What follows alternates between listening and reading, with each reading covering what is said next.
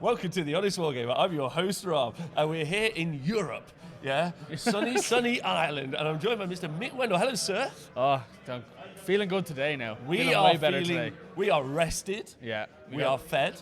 Yes. And we are ready. I've got to say, the hospitality and the environment here at the HeroPhase Irish GT 2019 is a delight. Yeah. Thanks for having us.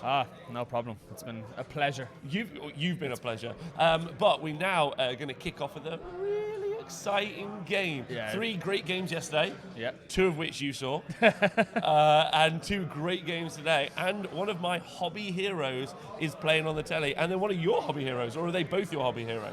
No, one hobby hero. Oh, who's Wilhelm. Wilhelm, the fish boy. Yeah. So we've got Daughters of Khaine versus Idoneth Deepkin. And ladies and gentlemen, on 3 wins, ready for his 4th win, with a turtle, Idoneth Deepkin. And then my favourite man, and a man who I've never seen on a Sunday. I've never seen Colin on a Sunday, not once. This is what he looks like, it's amazing. And he's playing with Daughters of Khaine, and he's a treasure. The game is about to begin. Colin gets the choice on who goes first. Who do you think he's going to give it to? In relocation orb, I think it's silly not to give it away turn 1, because you get your 3 points for going second. You do. I don't think he's in a great position to like run and do anything on turn 1 to the Deepkin. So he's definitely going to want to give it away. Yeah, absolutely. So if you guys want to see the list, the BIP button is your friend. It will show you where the lists are and what's in it. And you will be asking yourself, how has a man with a turtle gone 3-0? And he says it's not, the turtle hasn't got in his way, it's helped him. Yep. It's helped him get there. Really interesting. We're all good. Another thing actually is it's not unprecedented for Will to be doing well with his turtle, because of the Ulster Open, he went 4-1 with an Achillean corpse list. So he knows what he's doing. But Colin Cochrane is playing like what is now one of the most famous armies in the world, the Hagnar Daughters of Khaine list. Yet again, a little bit off meta, no Marathi in his list. Yeah, well he never liked Marathi originally. I remember talking to him about that, and he only took Marathi lately to deal with Fleshy the Courts and Slanesh. But he's now decided, you know what, nuts to it, I'm just going to focus on the majority of the field and take his own list. Okay. Yeah, absolutely. Yeah, I think it's going to be really interesting. So I think him having so many options there, realistically, is better. Marathi, not Marathi. Marathi is a big point thing. And so our table boss will update the overlay because he's taking his headset off. We were so close. Just to let you know that Will is going first. So, and we are playing Relocation Orb. You guys obviously need to know that. If you look at the map on the left-hand side, you see the objectives. We haven't put our shiny lights out. Again, a little Sunday morning mess around, but that's where they can go. There we go. Yeah.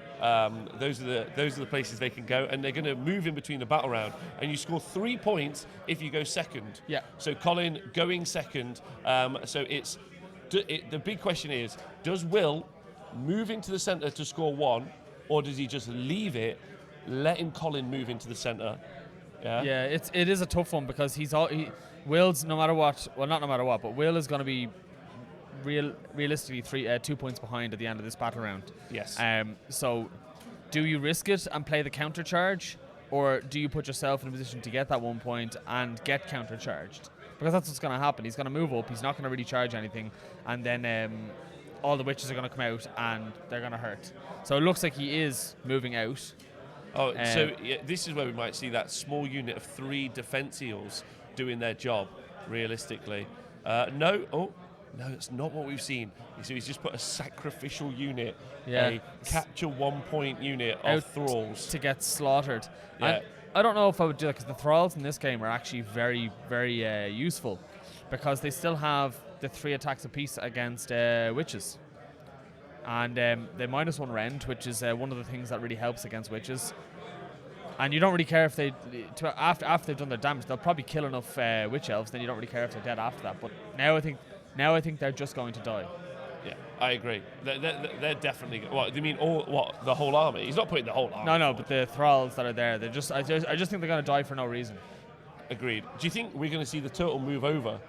He doesn't look like he's set up, but maybe protect and attack. Now, Voltronus is also in the list as well. And as I understand it from Will, it's all about stacking the commander beat on Voltronus to give the bite attack on the turtle as many attacks as possible. Yeah, but again, that's not till turn 3. So maybe he's playing the long game. He's gonna have to play the long game here because Colin's gonna be taking that early lead with their 3 points. The big question is as you can see, the scenery. We've seen what that is. I don't think that's going to come into play particularly. So we'll get rid of that. That's not necessary anymore. And we should go and check out this gorgeous turtle. I reckon in a minute when we get the opportunity to.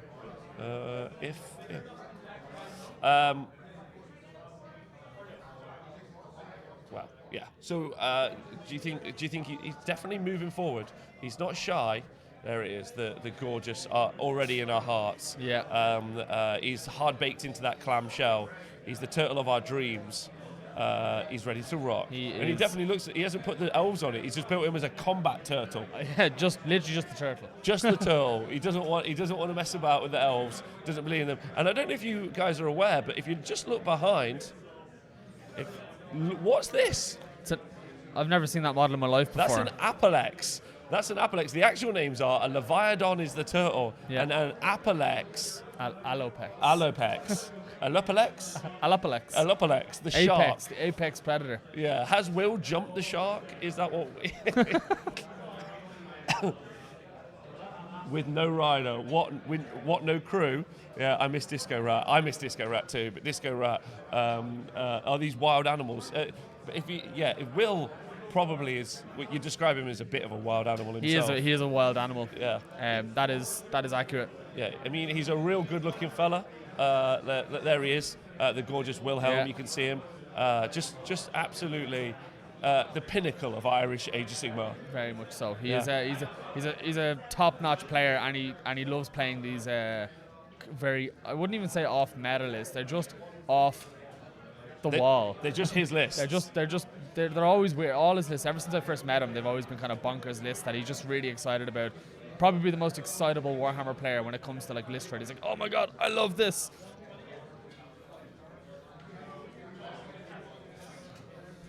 So we're currently seeing Colin is just taking his turn. Yeah. And there he is, Colin Cochrane, one of my favourite people ever. Yeah. The Irish Nathan Prescott. Yeah. Some people describe him as. Or Donald's dad. Yeah. Or Donald's dad. And did Will scored 1 point just there? Yeah. Will did score the 1 point. Absolutely. And he's going to be putting down Witchbrew onto those Daughters of Khaine units. Now, this is, if you've been watching competitive Age of Sigmar before, this is basically what happens. The whole army becomes immune to battle shock just by giving them a special potion, and then it's. Yeah. It is actually demoralizing when you're playing. I've only played Colin Cochrane's Daughters of Khaine with Gutbusters. Okay, they're not immune to battle shock multiple times. Yes. We're seeing just a range of buffs go down. So this unit of Witch Elves here have got +1 to hit and Mind Razor. So they are buffed to balls. Yeah. So they're going all the way in. Yeah, because and the thing what I know about Colin is he's actually quite a defensive player, and he doesn't mind if he doesn't get the turn now. So he'll charge in. He'll wreck everything in the middle, and then he doesn't care if he gets charged because he knows he's got a 5-up rerollable save. As well as his 4-up armor save, doing 6-ups back on, or doing mortals back on a 6-up. So he's actually quite happy to take a pounding from the eels and the turtle and everything. Yeah. Now, obviously, this is a clean stream, but this is every Japanese anime that I've ever seen. Right here. This is a group of half-naked women and some eels, but we'll try and avoid that as much as possible. I don't want to mention it anymore, but too late. Make your own jokes in the chat. I want to just say a big shout out to everyone watching. If you're watching on Facebook, YouTube, or Twitter, Twitch, thanks for joining us. Love you loads. It's Rob and Mick. Our table boss today is Nathan, doing a great job. Yeah, and I just want to shout out to Quackstack18. Love this type of coverage. Created a Twitter just so I could sub and watch. Keep the great work, lads. Thanks very much. That's because I'm here. Exactly. You're welcome. And Learn Trade places 2 armies I hate, I can't choose which I hate more. Please let me know in the comments of whichever version you're watching the show on at the minute, who you want to win. Who do you want to win, Nick? I have a pretty ill feeling towards Daughters of Khaine. I got whomped by them for a considerable amount of time, and I'm a big fan of Will's Deepkin. I suppose on that point, I'd be like, yeah, I really hope Will takes it. If I was a betting man, I'd struggle not to bet on Colin because he's such a consistent player. But Will's a wild card. He is a wild card. In fact, actually, I'm so torn at the minute because I want to show you some things. Like, look how lovely Colin's army is. I just want that pointed out. It is beautiful. Real pretty. That makes loads of sense there. But I reckon that this. Now, I got to talk to Will a little bit over breakfast, right? It's not much. I haven't seen him play before. You know him better than I. But I actually think that this. Look, let's be realistic about this. Will knows that he's going to get charged here. Yes. Yeah? Like, he knows that. So he hasn't put that there for no reason. He hasn't just thought, I'll score 1 point and hope for the best. In my opinion, what he's done is he's taken that unit there as bait, this unit here, their bait, and then all of these, which move very far, are looking to jump over and get the cauldron. That's the plan, with potentially the turtle doing the same thing, jumping over, because it's fairly fast. I think it's and a 14-inch move or something. Yeah, and they all fly. So, and he gets to run in charge on turn 2. So that's a good point. That's a very good point. I didn't see that. So I wouldn't put it past Will either because he is quite a smart player. He's caught me out a few times. Yeah, I think that makes sense. Oh, thank you, Shadowhammer, in the chat. Great to see you guys here. OJ, also one of our infield reporters, on, and I love him so much, Mr. Owen Jackson. Daughters King got this, played them twice yesterday, and their consistency and resiliency and output is nuts. Yeah, it still is. It hasn't gone anywhere. It has not gone anywhere. They have been basically unchanged for nearly 2 years. And for the first year of that, they had a win rate of nearly 80% was globally. More? Huh? No, Slanesh is more. Slanesh is over 80, isn't it? No, Slanesh is lower. Oh, is it lower? Okay. Slanesh is lower. But they do consistently well. Yeah. They kind of crept up. There was a nice in the stats for a while. There was a nice narrative counterbalance between Slanesh and Daughters. Daughters were this kind of ascendant force as Slanesh rose up, which really did match the narrative of the Mortal Realms, where the Daughters of Khaine were kicking face, and then Slanesh were like looking for their god, and then Slanesh got released and they overtook. So yeah. Well, what's interesting about Daughters was it was like the community was shamed for using Daughters of Khaine. Well, they were never particularly popular anyway. Yeah. Like, they only towards the end of the 2018 season did they get into that kind of that above about 6%. But normally they were rocking 2.8 to 3% of the meta. That's nothing. Like, look at Flesh of the Courts and Slanesh. Oh my They're God. massive. Do you know what I mean? So Everywhere. So I know my insight on that is that Daughters of Khaine they're quite numerous. So a lot to paint. The models aren't easy to paint, and it's an expensive army. So that's a gating factor straight away. So I'd say that's probably why it was. But they've just GW have hit the nail on the head of Flesh Eater Cards. Here, buy 3-star collectings and contrast. GG. Yeah. Gristle Gore. Gristle Gore.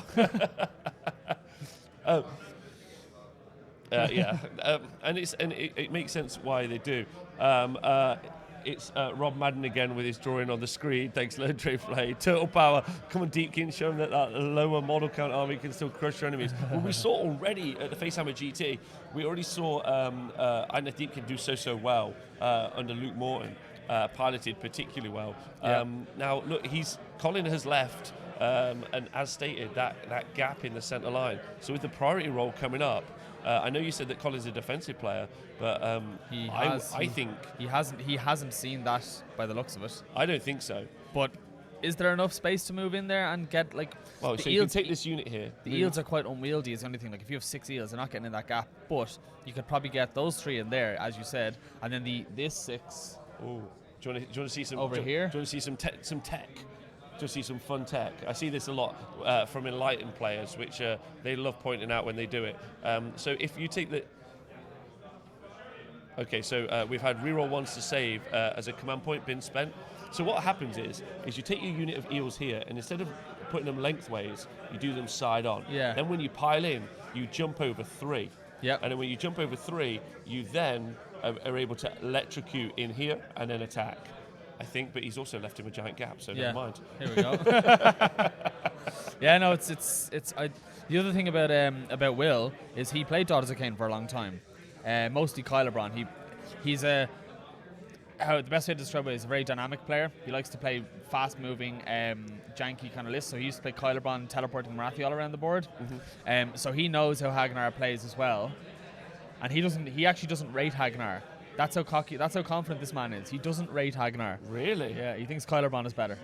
Oh, okay. Wow. Okay. So he, if he's as good as he says he is, then he has got a good game plan to pick apart Hagnar. And talking about the rest of the tournament, we've obviously got we have a really big matchup. We've got Mr. Pete Pratt. I'm a big fan of Mr. Pete Pratt. He's a really great guy. With his Gloomspite Gits, his first outing with Gloomspite Gits, something he's been a long time Sylvaneth player. Blaze Be Mad, thanks so much for subscribing. And also, you went 4-1 this weekend. Yeah, buddy. Amazing. Yeah, that's fantastic. Congratulations. That's amazing. You should be super chuffed. Oh man, I'm just really happy. I like that he's so excited. It's all capitals. He's like, yeah. Oh, I love Warhammer. It's so good. What was I saying? He's up against the terror of Ireland, Mr. Chris Caves Jr. Yeah, and you're welcome. We didn't put that on stream. Gloomspite Gits versus Change Host. That would have taken 14 years to complete. But the first HeroPhase. You could see Eels versus Change Host.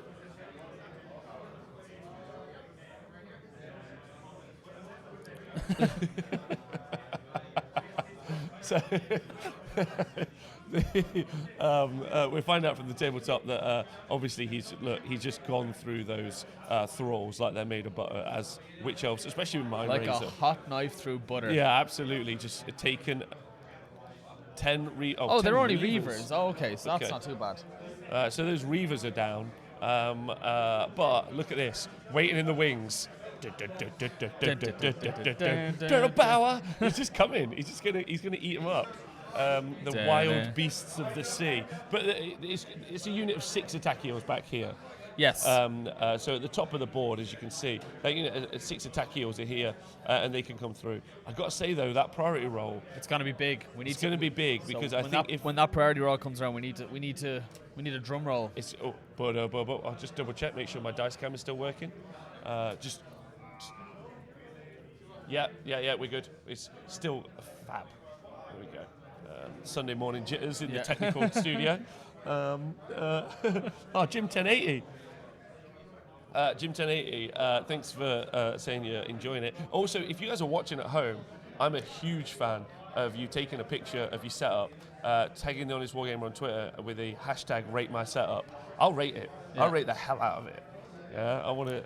So please. It is. It's actually quite. As I said, I did it, and it's it was a different experience. Like, I've never watched sports on TV, for example. I'm not a sports person. Same. But I was sitting there watching Warhammer, and I was like, "This is awesome!" And I was running in. I actually had company over, and I was running in and out trying to see. Did he get that charge? Did he fail that battle shock test? Did he capture that? I was like, ah! So yeah, no, I think it's actually. I know we'll have cracked it when people start sneaking off during a wedding. Just watching it, and they're like, you meant to be in the wedding, like, shh. Have your phone just inside phone your blazer. Out, earphone in. It's like, the priority. Oh no, yeah, I do. I mean, not the groom. That would be too far. All I could see is that episode of The Simpsons where Homer's got the portable TV at the back of the church. He's like, yes, he scores. So there was also a unit of thralls, and the witches have also murdered them as well. So we are. Colin's going to score his 3 points, so it's 3-1. So this priority roll is going to be absolutely huge. Are we going to get to see the turtle power happen? That's the question. Yeah. Well, now I don't know if you could say Will set up for the double, but I don't know if he set up if he set up for like turn by turn, but I don't know if he set up to take a double, to be doubled. So we're into the priority roll. Here we go. Red so, as Will. Will is red. Colin is blue. Good luck, gents. This is Will missed the box, but that's okay. Here we go. so Will gets it. It's got And to Will is happy. Will is visibly happy. Genuinely happy, yeah, absolutely. He looks really pleased with that. He is pumped. Yeah, yeah, look at that. Oh! He's going to take it, there's no question, on the green earth of the Holy Lord. Yeah, the orb has to move first, so they're correct there. Now here's another one as well. Actually, we noticed that the orb will move a different direction depending on who took first, who won the side picking roll off. So Colin did. So Colin's player A, and a lot of people don't realize this, that the orb will move different depending on who's player A or not. Yes. So I wonder. So it does. Okay, there we go. It's moved in a great place for Colin. Ooh. Yeah. But in saying that, it's gone to the. Oh yeah, there we go. So that's actually not terrible for Will. But the problem is Will's now against the clock, in terms of if he doesn't get some more points in the next kind of 2 rounds, then he's mathematically not able to win. Yes, I see what you mean. If Colin keeps winning on the second. Yeah. So this is one of the reasons why I like this mission, is because taking the next turn, taking priority isn't necessarily straightforward. Like, you might go, oh, you're in a bad position game-wise, but mathematically you need to take second turn to get some points. I think had the objective stayed where it was, he was in a good spot. Had it come up here, he was in an even better spot. But down there is really tough. But it looks like all of the support characters here, Hag, Cauldron, are there, and that just, look, come on, this is just all in. Yeah, if you can do that, if you can turn off Blessing, he's got 3 hags, so I'm not sure where his third hag is. Third hag is there. So I think, like, there's only one Blessing. Because if that's the way to just take, in my opinion, that's the way to take out this army. You unfortunately, But we're also, as you can see, in Flood Tide now. So in this battle round, all units with the Tides of Death battle trait that run can either shoot or charge. So run and charge, basically. Yeah, run and charge. So which is handy, because this unit of Eels here can come down here, and I think he needs to use his. Does he have anything off the board?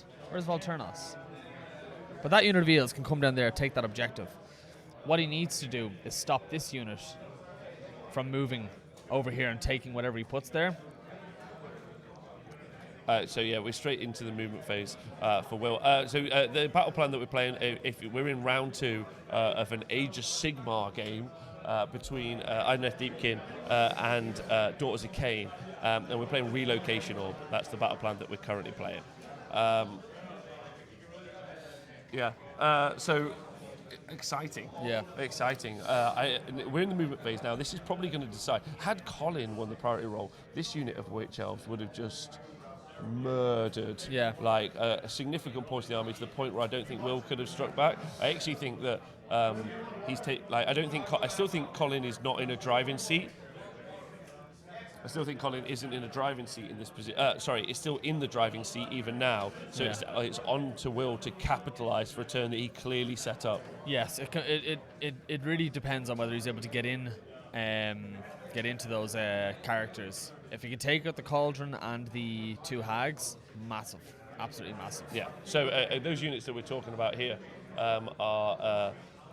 they are not this unit, although this is the unit of our hearts. This guy is exactly who we want to see do the job, the turtle power. Is he going to do it? That's going to be interesting. Colin there providing Will with some water so he can deliberate more. But it's all about taking out the Cauldron in the centre. It's got to be the kind of key choice there, as you can see. That's the threat, this Cauldron right here. And there's just this huge gap where he's able to come in. But again, maybe Colin has set that up, because that's an eel-shaped hole with the Cauldron as bait. Yeah, but then again, this line here is a very Colin-esque conga line to stay within range of his Cauldron. So I don't think I'm not sure if it was intentional. Okay. Well, I think And Conn's a pretty smart player. And I think these guys moved up 3 inches just to get as far as possible forward, and they maintained within range of the buffs here. So I don't know. It's hard to tell. It looks like. Can we get? Go on. Yeah, no. If Will can get his deals in that gap, then it's a big moment for Will. Well, so it looks like what we've seen is the turtle come down here, looking to score, and I think what he's going to try and do is lock up this unit of sisters. Witch elves at the bottom as well, which makes loads of sense. Yeah. The Apelex is obviously moving over here. It's what that big unit at the back is going to do. I think that's where it's going to get really interesting. And maybe he's just going to try and avoid that unit in the centre. Maybe he'll just come around and try and hit there, and just whittle down the units that are less buffed.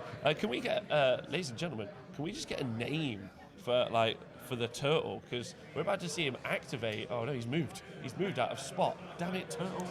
Yeah. Come back to me. Sneaky stealth turtle. Hold on. Have we got Disco Turtle? Disco Turtle. No. Oh, it's a throwback from yesterday. We now have, ladies and gentlemen, we have Disco Turtle. That is amazing. There he is. Not quite as reflective on his model, but he's definitely going down for. He's still doing it. Yeah. He's still got Disco Turtle. That's our objective, by the way. So it's a little bit easier to see from the sky. Do you think so? He's got a jaw attack that on a 60 hit does 6 mortal wounds. Is it 6? D6 mortal wounds. Mortal. So what a Feck Dragon should be. Yeah, exactly. But he's only got 1 attack. But with Voltronus' command ability able to stack, you could get that up to 4 or 5 attacks. Yeah. Meaning that you could potentially get 5 of those attacks, fish in for those 6s, and just go through units. Yeah. Okay, so the eels have not done. Yeah. So personally, I would be avoiding those Hagnar Witch Elves because they have a 5-up rerollable save, and I just think while that 5-up rerollable save is up, try and kill everything else. Yeah. Especially the sport characters. Jim 1080 said, we'll love to see a Nighthaunt player on stream. So would we. The next time we're at an event, we'll try and find a Nighthaunt player in the early rounds. Isn't that a pity? We'll never see them later on at a tournament. Isn't that a pity for round 1? Isn't that a pity for round 1? Yeah. 2 pseudo Nighthaunt players. Yeah, 2 Nighthaunt players, round 1, playing against each other. Oh no, yeah, we almost had that here. No, it was Legion of Grief. It was Legion of Grief. It was no Nighthaunt. And Legion of Sacrament, but Legion of Grief is basically Nighthaunt. And by at the way, last minute, he changes allegiance to Legion of Grief. Yeah, really important for everyone at home if you are feeling really special. If you're playing one of the Legions of Grief or you're playing Legion of Sacrament, you're actually all just playing Legions of Nagash. Grow up. Yeah. Get over it. Yeah. Yeah. Grand Host of Nagash is that the book? No, it's the Legions of Nagash. The book. Grand Host is one Nagash of the book. temples inside of it. Yeah. Not one of the allegiances, one of the temples. Yeah. Jim Teddy says, CanCon 20, I'll be running Nighthaunt. Excited. I'll see you there because we'll be doing the live coverage from that. We're in the charge phase. So sorry. So movement. We've seen the eels. I was getting carried away there with Disco Turtle. Disco Turtle is in. Yep. Disco Turtle is in. He is blastoising his way out of here. And then I'm pretty certain that's a unit of defensive eels that are at the bottom as well. Yeah. We'll just get that double check. Yes, thank you so much, our wonderful table boss. So they're in. So I think he's going for the hold up strategy. Yeah, really, he needs to smash there so that he can take that flank. And if the objective, Well, I think he's not going to. It doesn't have the output. I think it's an attrition game at the bottom. We've only got 10. Is it 10 witches there? 10 sisters or 2 units of 10? Or is that 30 strung out? Yeah. So yeah, it's 30 strung out. So, but they've only got a 5-up, no reroll, and there's a lot of rend in the turtle. Oh, so the Apelex is charging, and it's rolled a 9. Interesting. And it's enough to get in the gap, but I don't think. Oh, so what he might be doing, which is a clever play, is he might be making the Apelex. Oh my God, by the way, this is fishing. So what he's doing is he's making. I reckon what he'll do is he'll make it so that the Daughters of Khaine units, the Witch Elves specifically, are the closest model is the Apelex, so they have to pile in there, and then we'll pile in with the attack eels afterwards. Literally chum for the fodder. Yeah, because if he base stocks the guys in the back, the guys in the front can't move. Yes, exactly. Oh, the attack heals rolled a 12. Oh. And I don't now. If he measures down there, I'm going to be mad as hell because he had the movement Yes. to be here in Yes. the first place. So good. The fact that he rolled a 12, it shows you, like, look, it showed you. Even though he rolled a 12, he was always planning To go. there. Balls deep He was into- always planning this. Yeah. So I really like that commitment. Yeah, rather than going back on yourself and. Yeah, not just being like, I've rolled a 12, because it makes no sense. Yeah. Yeah, he's made his choice already. Yeah.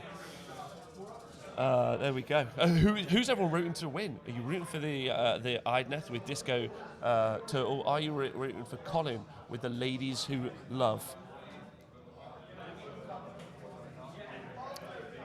All right. So the attack heals are going first, and they're not using their electrocute.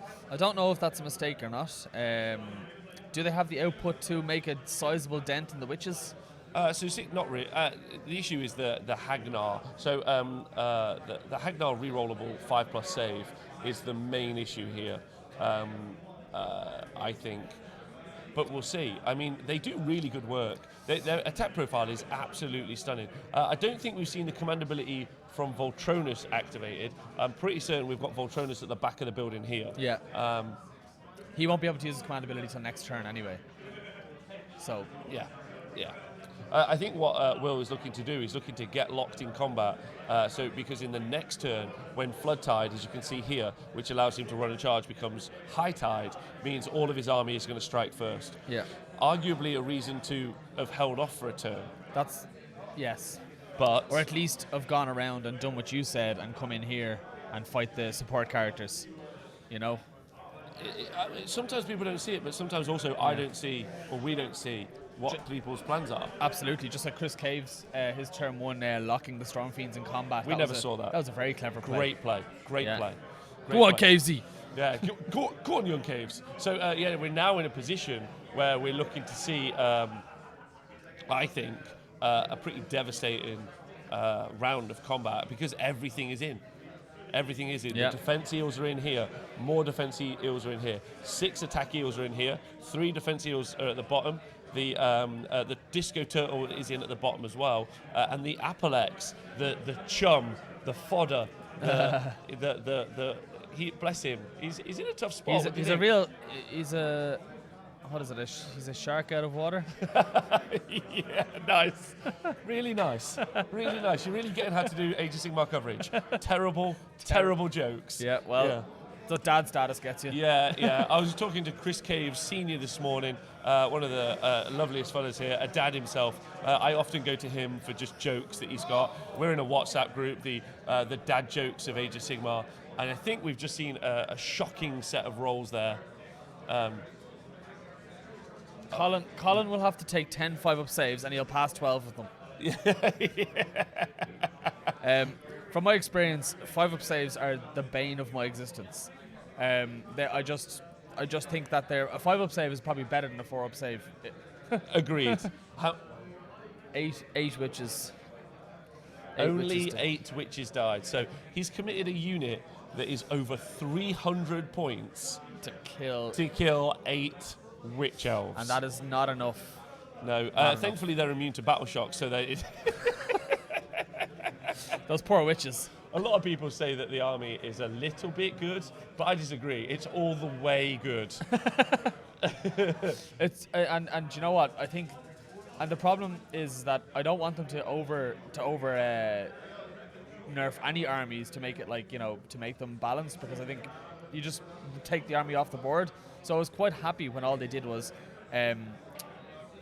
up the hags by 30 points, and I can't remember what else they did, but I'm glad they didn't overdo it with Daughters of Khaine and completely shift the meta from Daughters to Slaanesh only.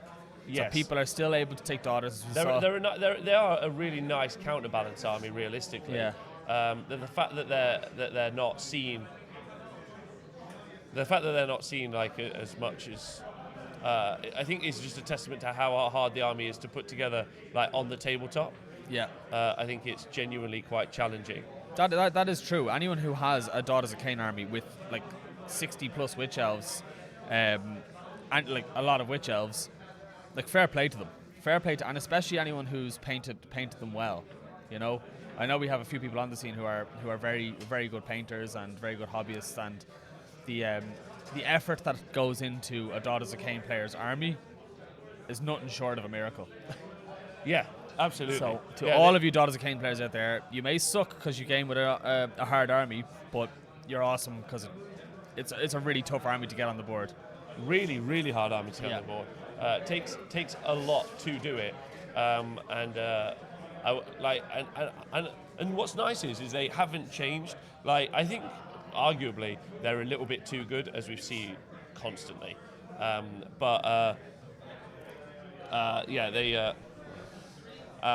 they just what was I trying to say? What were the words? Arguably too good, but they don't need much to make them. Yeah.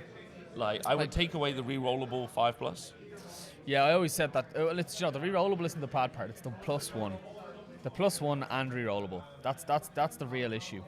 They're just too tanky for Witch Elves. They're too tanky for what they are, and they basically deal loads of damage, have loads of movement, have loads of bodies, and don't die. So they literally tick all of the boxes. They do. They've basically started a D&D character and that's all statistics. And they're also all in their battle line as well. You don't have to take 3 units of 10 something to get in the way like you do with Skaven. Stephen A. West reckons that Daughters were just the first in a new level.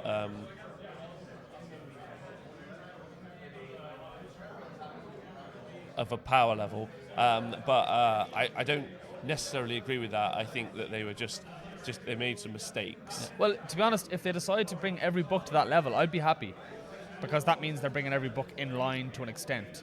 Yes. Because like the likes of Gloomspike I don't think they have nearly as high a win rate as Daughters of Khaine, but you can see they are, if being played well and being played in the right list, they can do just as well. Yeah, they really can. You know. And we've seen Change Host come out of the woodwork, and I think it's because of all these overpowered lists, you know. Yeah, I do absolutely agree. Like, I know I wouldn't have started playing Change Host if it wasn't for how bad I got beaten by the likes of Fleshy the Courts and Skaven a couple of months ago. They just do a really good job, right? Yeah. They just a really, really good job. Right, okay. Disco Turtle has killed 6 Witch Elves. Only 6. How do we feel about that? Well, you know, he can only fit so much in his mouth.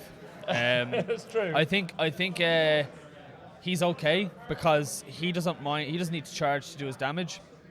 So once Volty gets a chance to come in, that's when he's going to bring the pain.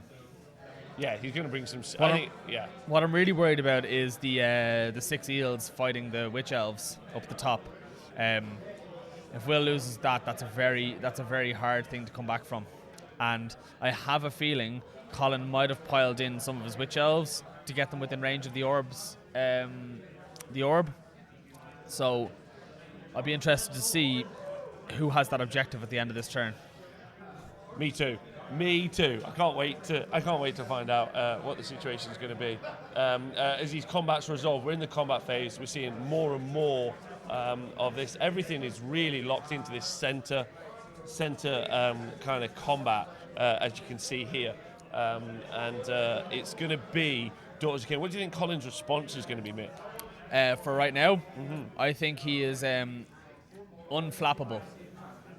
Well, I would agree with that. I think he's an unflappable human being. He cannot be flapped. I'm looking at him now, and he is just, what's the word? Stoic? Stoic's a good word. Yeah. Great word, even. It's not bothering him because he knows how tough his girls are. He knows how much damage he's going to spit back at them, and he knows it's his turn next. So he's still in a very strong position. I'd be worried if I was Will.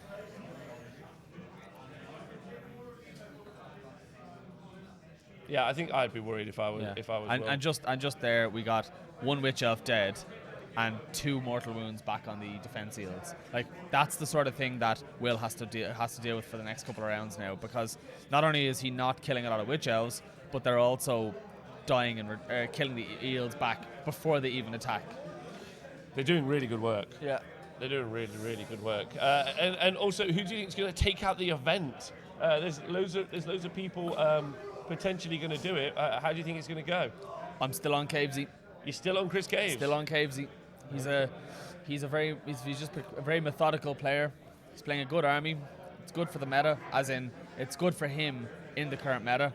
And he's already proved he can go a whole tournament without losing a single game. So there would be no surprises if he took out this event. He is in a very tough matchup now, which is against Peter Pratt and his Gloomspite Endless Spell. So it's almost like a mirror that's not a mirror. Yes. Yeah, they play similarly, apart from... I find quite interesting about that matchup. They play tail ends. So Gloomspite starts really strong with lots of bodies on the board, and the Zeech Force doesn't. Then they switch late game. Yeah. As the Gloomspite get attritioned, but there's still that turn one where there's just nothing but endless spells on the board. Yeah. Yeah. So and they both play like dickheads. We try not to swear. Oh, sorry. Come on, mate. That's a swear word in England, is it? I don't know. I'm actually going to have to go on Google and find out what the actual words are. We definitely have like a smaller list of swear words because in Ireland because a lot of our swear words aren't swear words anymore. They're just part of the Irish They're just dictionary. adjectives. Yeah. I suppose actually that's fair. I didn't know, and I apologise for not knowing about your cultural moires. Yeah. We need to be a bit more PC, Rob. Yeah, thank you. Sorry. If you could take me out later to some sort of Irish establishment where lots of this language is spoken, I couldn't think of where would be a stereotypical Irish establishment where I would learn. This certainly isn't. It's too close to the airport. Not enough hay. The cauldron is still there. I reckon Voltronus at the back. So some people are saying that they reckon Voltronus here, Voltronus at the back is going to get some heart renders dropped on him. Very possibly. If I was looking at the battle now and I didn't know the players at all, I would say the Daughters will have this over the next couple of rounds. They'll win through attrition. Yeah. But you just never know with Will. I think method to his madness. I think I'd like to just touch on Heinrad's point as well. Talking about Daughters of Khaine, who he's been a Daughters of Khaine player for a while. We've seen four attack eels lifted off the board there, just at this top right. So some devastating work. I think the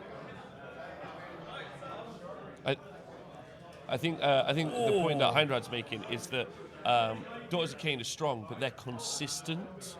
Like, everything that they do is consistent.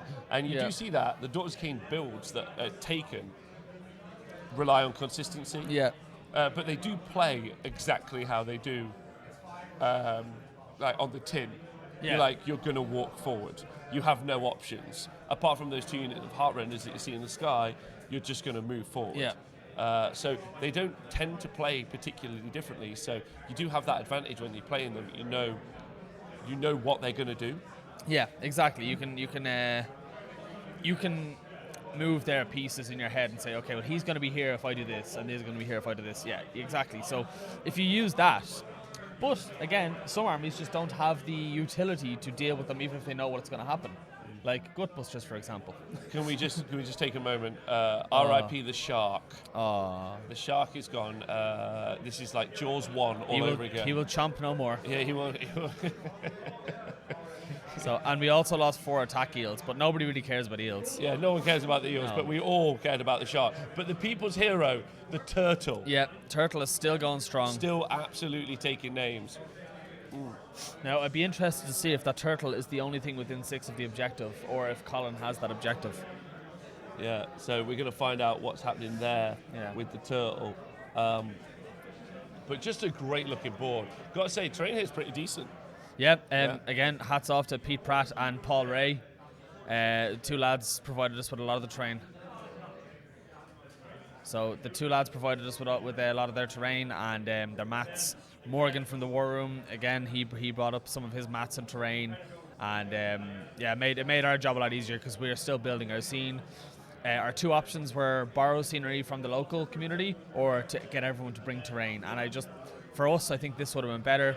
Our community don't own a lot of their own terrain, and I wouldn't want to see, 200 pieces of terrain scratch or rushly built and painted and thrown on the board, because I think this makes for a bit nicer. It'd be really interesting to have a conversation with you in a few weeks post this event. And see what your plans are, because the Irish community, this being the Ireland's biggest Age of Sigmar event, and going from strength to strength, everyone here is a treasure. I've had a great time talking to everyone. It'd be really nice to see what you guys are going to do to expand and increase. Like, are you guys going to get together and get a 3D printer and start kicking out terrain? Like, that's a really good option. And I know that's true because I got people around the world who listen to the show. We talk all the time. So I got Bud, who's in northern Canada, the Budtastic, and what he's going to do to grow and develop that community. I know in Texas you got the Ever Chosen podcast and those guys down there. And they're growing and building their community as well. And some of them are based around local gaming centres, but starting to get 30, 40, 50 tables worth of terrain that's good quality really is a community effort. Yeah. And do you think you guys are going to make a plan of attack? Is Nathan going to just organise you all in some sort of regimented training regime of painting? So I like to think I'm the ideas man and he's the executor. Not the executioner, the executor of plans. So we do have a plan. Like yourself, I've been had something on just thinking, dwindling in the background, and the idea is to build up a lot of our own scenery, have our own club as well. That could fit about 15 tables in it, 15 to 20 tables. It's just a case of logistics. Dublin is not cheap. It's not very accessible for us to do it. But going outside of Dublin also isn't an option because we wouldn't get the attendance. So it's trying to find that careful balance of finding somewhere in Dublin that's accessible, that's also big enough and near transport. So that's been our biggest gating factor, is the financial side of it as well. So we do have things in motion, and hopefully we'll have all our own scenery, our own area, and our own place for our own tournaments. Right? Oh, that's amazing. Very exciting news. I'm very happy about that. Okay, right, back to the game. We are obviously still in the combat phase. As stated, there is lots of re-rolls and lots of dice happening. You can see each unit, this unit of eels down here has taken 1 wound. This unit over here has taken another 1. This unit of eels over here has taken 2. And they're all taking a load of damage. Wow. So 4 witch elves died to 3 defensive eels. That's 12 in total so far. Yeah, so 12 in total so far. But also they killed half as many as a unit of 6 attack eels. So I would go all defense eels all the day based on that. I don't know about you, but that's pretty impressive, right? Yeah. Well, I think the defense eels are not going to get as much. They're not going to get as much out of their ability in this match, because there's not a lot of rend outside of the unit that gets Mind Razor on it. Yes. Yeah, I think, which is why I think the unit at the bottom could be in a tough spot. I wonder if losing that many eels that early. I mean, why would you charge the unit that were buffed? If we look again at the top, there was this unit here, and he could have just avoided that unit completely, moved across, and decided to attack this unit with the attack eels instead. Yeah. But that's Colin's playstyle. That's Colin's game plan. He picks a unit in the middle. He buffs the ever-living hell out of it. Sends it forward, which is this unit. Makes you say, "This is the unit I'm giving to you. Come fight me." He did it to me as well. He actually did this one of the first times we played. He did it to me, and that's his style. He goes, "Right, you're easily accessible to this buffed up unit, so come at me." And then these units on the side, whatever can hit them, they'll be safe, and they are. These guys are perfectly safe. Yeah. They only have a turtle and the 3 defense eels in them, and they only lose. They only lose about 6 or 7 guys. They only lost about 6 or 7 guys. They only lose. So he does. It's a very typical playstyle from Colin to do that, to fill the center of the board. Then why did you take it? Why did you take the bait? I suppose you're a fish. Yeah. Colin's Can't gone help fishing. it. Yeah, Colin's gone fishing here. So maybe Will didn't see it. Maybe Will took. That's what I'm saying. He took the bait. But for my personal experience against Daughters of Khaine, if I see them deploying in that sort of setup, I'm going to avoid that Hagnar reroll saves Witchbrood unit and go for the flanks instead. So it's actually one of the reasons I started Deepkin. Oh, really? Yeah. Yeah, just so you can move around it. Yeah. That makes total sense. So four Witch Elves have just died down here in combat to this unit. So we really are starting to whittle down to the final 90 or so Witch Elves. Yeah. Now the Turtle's going. Turtle's going. Here we go. He's going to try and bite. He hasn't rolled a 6. It does flat 6 mortal wounds. Thank you to Stephen AOS in the chat earlier, who was letting us know. Did you know Stephen AOS's nickname is the Database?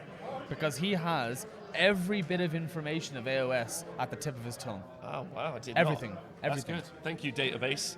I'm glad that you're here. And thank you to the Twitch chat for being here and people all across the world. Love having you here. I would like to know who you're rooting for. Oh, the Turtle has tried to do some wound rolls. He wounds on a 2 with the jaw, and he rolled a 1. Oh, no. That is sad times. That is a really... You hate to see it. You hate to see it, but you see it anyway. Like, this is what I'm saying. Like, why does the Turtle only have 1 jaw attack? Why not 3 jaw attacks like the Terrorgeist? Like, what was the thinking? And, like, turtles are way cooler than undead dragons, let's be honest. Way. A giant battle turtle versus a flappy undead dragon with wings that to be honest, you could make a really radical Flesh Eater Courts army with turtles instead of Yes. the Ghoul Kings on Terrorgeist. Are you just like, I've just decided what I'm doing? Hey guys, I got this really good idea about turtles and terrorgeists.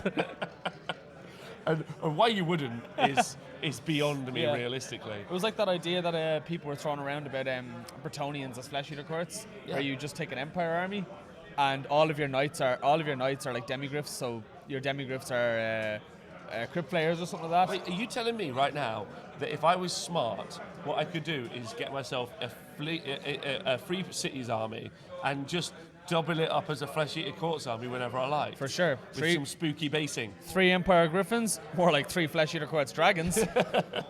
Wow, that doubling up is just smart and clever. And it's thematic.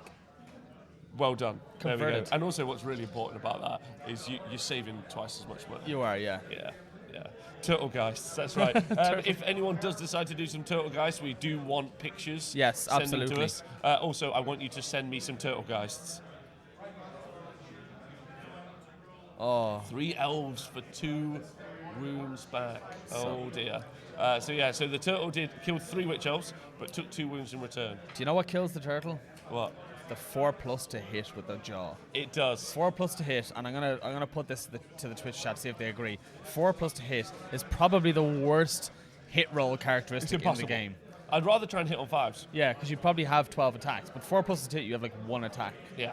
And it's so you just it's like it's neither here nor there. It's 50-50. It's It does at least nothing. with a 5+, you're expecting none to hit, and a 6+ as well. And you it's know? not the 50-50 I like talking about, where I need an 11-inch charge, and I'm like, well, I will or I won't. That's 50-50. Like it's the oh no, I'm genuinely going to fail this. Which is why they're not normally seen in lists. You don't often see things that are 4+ to hit, like on monsters without rerolls. Yeah, exactly. Because at least Effect Dragon have the reroll to their maws. 8-Bit Jesus says Courage and Overlord players will agree there. I actually would like them all to hit on 5s, truth be told. Yeah. Fake dwarves. Yeah, with 8-inch shooting. Get out of here, Sky Dwarves. Yeah. Right, so we are now moving into Colin's turn. I got to say that he has gained an even greater advantage and lead thanks to this turn from Will. Will hasn't done anything to ostracize him from the pickle he got himself in. You could say he's a herring in pickle. He's pickled himself more. Yeah. Colin is now going to chop him up like... Yeah, 3 for 3 on Witch Brews, okay. So the Witch Brews have gone off, and he's got them all off. It is a 3+ to roll, so it's hard to do. Yeah. And Colin has definitely found himself in shallow waters. I think that's good for him. Yeah. And Will has really thrown himself in the deep end. Yeah. And it's just too But much. somehow still in shallow waters. is this? Yeah. Should I play Archeon Nurgle or Thrice for Defilement for Cancon? What would people enjoy seeing or playing against more? I think Archeon. You should play Archeon and Slanesh. Don't do that. But yeah, I think Archeon Nurgle is actually really interesting. And about a year, actually this time last year at the LGT, an Archeon Nurgle build ended up going first. So really good, really cool little army. Yeah. And worth keeping track of if you get the opportunity to. I'm a big fan of Nurgle Mortals. Big fan. Yeah, I think our Pete Pratt, he was actually running a Mortals Nurgle list, and people were having very tough time with it in his games. Now he wanted to play Gloomspite for events, but he said people were really struggling to deal with the 40. What are they called again? The Blight. Blight Kings. Blight Kings, yeah. God, I'm Sorry, table boss. We missed that. I'm so sorry.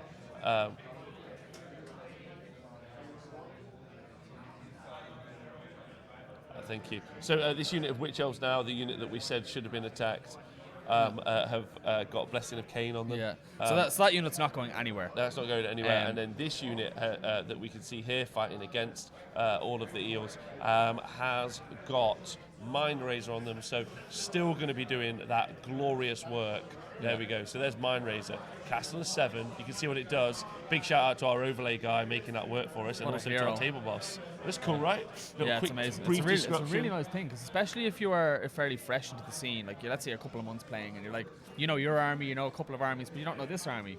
It's a nice thing. Yeah, and we can end up sometimes, like we're saying turtle. It's actually a Leviathan down there. An Achelian Leviathan. An Achelian Leviathan. Yeah, apologise. Yeah, and we did early see an Apelex. So we're seeing something that happens a lot. Pile in an attack in the hero phase from the Daughters of Khaine, again into the Eels. And you can guarantee that this space here is still 7 inches. More than Colin's very careful with his placement, so he'll still have his Hagnar save up. Yeah, there we go. So over there, look at that, doing the work. Yeah. Will's in a tough spot. He's in a very tough spot now. He's got 6 defense eels and 2 attack eels over there, and 3 different units. The fact that it's 3 different units can make a difference. Splitting attacks can often fluster people and kind of just disrupt the flow of being able to just pick all your dice up, throw them around, and so. Yeah, it's. I think Will is going to just lose all of those eels for this, for not much exchange. Yeah. Like, I'm looking to see how it might go, but maybe again, like using the fish analogy, maybe it's just all bait. Yeah. Maybe it just is all bait. Maybe everything's bait for that turtle. So yeah, maybe it's just all the turtle. Problem is, he does have to also win the game. Yeah. Yeah. See you later, learn trade play. Have fun. I think. I don't know, man. I honestly think that it's actually gone a bit wrong. Yeah. Well, at the end of the day, the orb is as well. The orb is still over there. Okay. He can't get it unless he falls back with his sisters. He can't get within 6 of it because he's tied in with combat. So he may not score a point. He may not score his 3 points here. I can't really tell if Colin's in a position to score those 3 points. Well, this it's round. only the hero phase. So yeah, that's what I'm saying. If he doesn't, he'd have to fall back to get in range, I think. He could fall back here with that unit, then take this unit, charge over, and be in combat here. I think that's the right play. Because if he just gets ahead on points, like as I said earlier, mathematically it becomes very difficult to come back from it. I think Will's looking a bit defeated now on the tabletop, which is why I put that there for you to see. It looked like he's having a tough time. And it's not just facial expressions; it's the fact that he's sitting down. Yeah, they're sitting down. Yeah. Like there's actually a lot to. There's some amazing. When we did the FaceTime coverage, I was getting to hang out with Benjamin and Darren. It's amazing to hear what they like. Some of their little things that they were looking at. They were looking at the body language of the players. You know, like putting your hands on the board, and you do have to say, like, it's an important, like, sports. That's what they do. Like, and he sat down, looks a bit dejected now. Like, It's a tough time for Will. Like Yeah. he knows Well, maybe he's made a mistake. That's another thing is as well. If you're playing someone, okay, and they've maybe set a trap and you're not sure if what they've done is a mistake or if it's planned, and then if you're as a player, if you can read that, if you could read someone, oh, you've moved over here, but do you realize that I can do this and take that out? So if you can look at them and see a change in the borderline, or you can see their tell almost, then you can say that is a mistake. I'm going to capitalize on this. You know what I mean? Because otherwise you might think, oh, that's a trap. I'm not going to do that, and then you miss the chance to capitalize on an opponent's mistake. Yeah. So yeah, it's a good point. That body language does have a lot to do with. Really will tell you a lot about. And just look at that, like Colin just staring Will down, eyeball to eyeball. Yeah. look at the level difference. He's above him. He's towering above him. That's a power position, but that's why I always use power stance at tournaments. Yeah. Shorts, power stance. Don't give anything away. I sit down often. I sit down all the time, like when I play. But then I like my opponent to think that they're in the driving seat all the time. I find it very uneasy sitting down. I feel like I'm just out of the game if I sit down. I'm like, where am I? I'm gone. Oh really? Yeah, I'm too low down. I'm like, I need to oversee this. So we're into the movement phase now for Daughters of Khaine. We lost a few more eels. We lost an eel here and we lost an eel here. So again, just another tough trade. We still haven't had the combat phase, which is all where the raw power is coming out. But I think that we're going to see the cauldron come in and do even more work. The cauldron is devastating battle tank. I don't think we've seen. I don't know if we had the role for the Avatar of Khaine coming alive. We'll find that out. That will change the shape of whether or not the cauldron's going to go.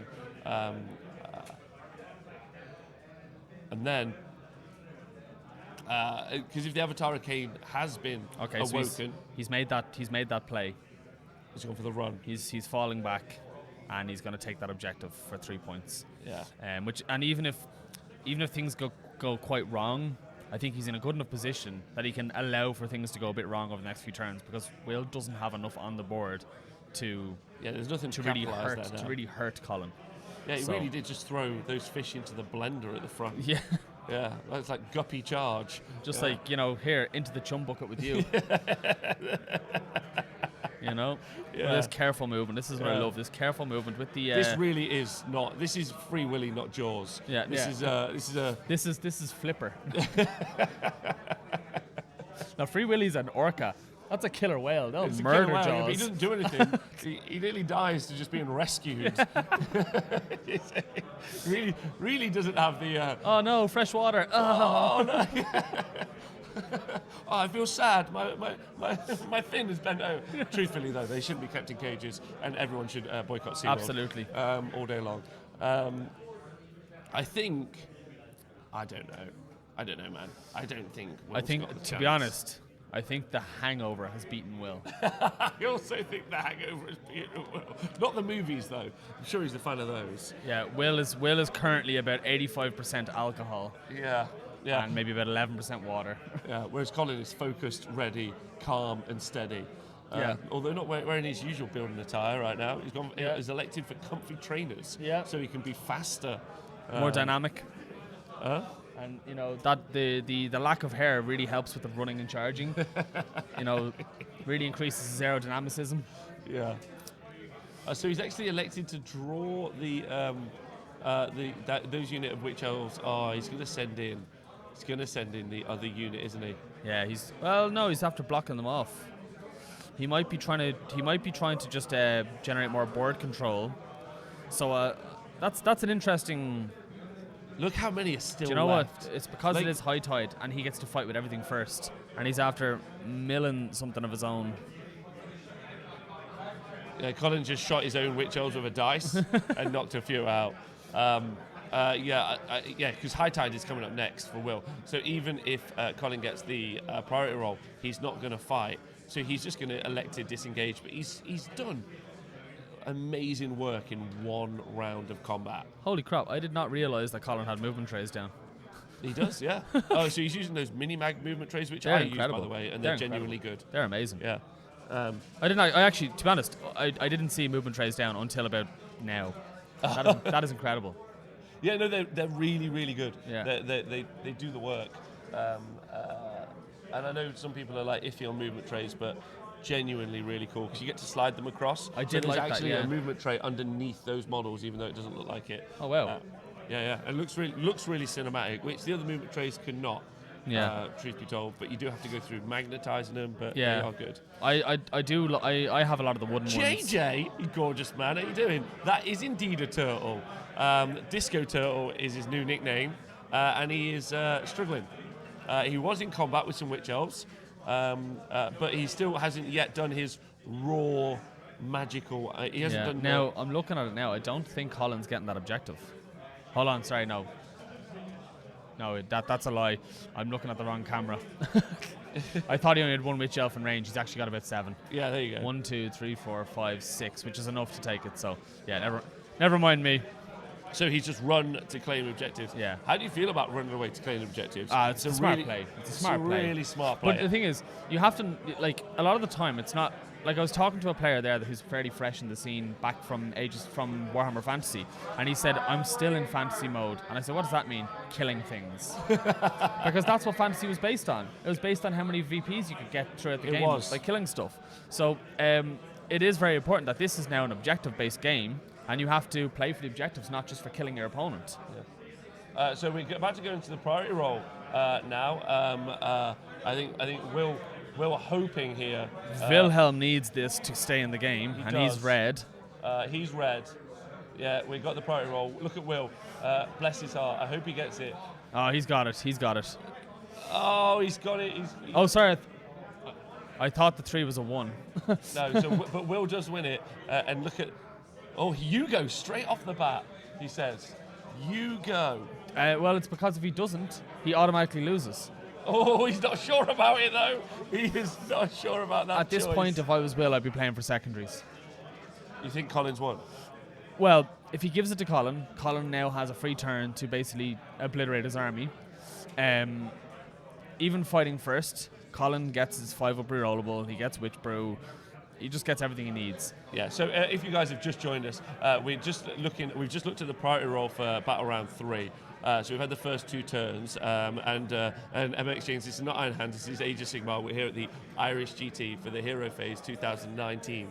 And what we're looking at is a scenario called Shifting Objectives, where it does move around. It's actually moved back into the center, which is quite cool. Yeah. So it moves. It's one objective that moves around. And the priority roll was just won by Will. In the first turn, we saw Colin give the turn to Will. Will put a body of units here. Oh, I've done that wrong, sorry. He put a body of units here. Then Colin took a unit of Witch Elves, charged, attacked, and then wiped them out. Then Will took absolutely everything he had.